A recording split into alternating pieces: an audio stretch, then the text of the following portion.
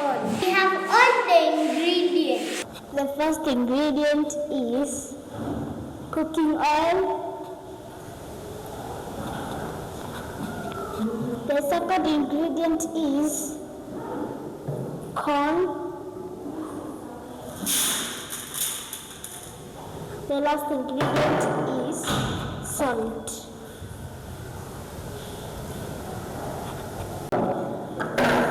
Then you mix it with a cooking stick.